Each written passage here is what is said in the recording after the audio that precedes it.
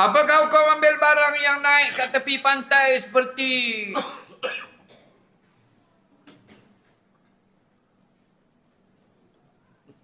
tong, pukat untuk kegunaan sendiri atau untuk dijual? Baik. Barang yang hanyut di tepi laut boleh ambil atau tidak? Barang yang berharga pada ghaliknya dan barang sampah. Kita boleh kenal. Sampah dengan barang yang berharga sama tak? Tak sama. Barang yang berharga, ulama qiyas dengan luqtah. Barang jatuh.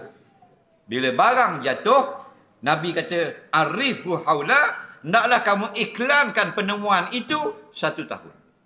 Zaman dulu, selepas solat Jumaat, diumumkan setiap minggu. Sampai setahun. Zaman sekarang, medsos, media sosial. Betul tak? Kan senang. Nah, kita jumpa apa benda ni, pukat, hanyut. Okey? Nak contoh, pukat pari ke, pukat kaya ke.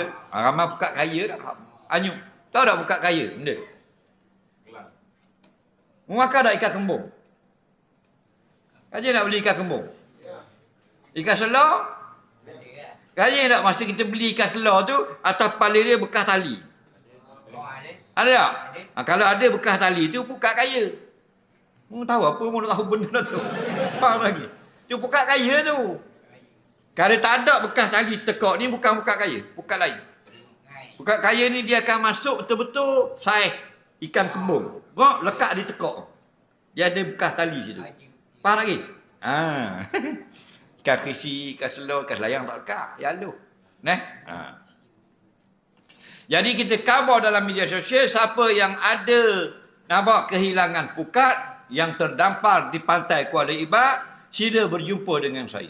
Jangan tunjuk gambar. Nabi larang. Kalau jumpa duit, jangan tunjuk contoh bekas dan sebagainya. Takut orang yang bukan tuan mengaku.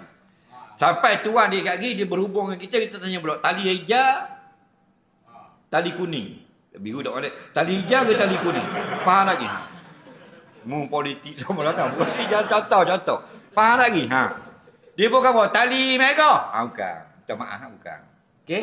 Dan pukat kaya tu pula ada yang 700 meter. Ada 500 meter, setengah kilo. Ada yang 300 meter. Tanya dia pula. Lah, pukat kita 700 meter. Pukat dia kata 300. Bukan, minta maaf.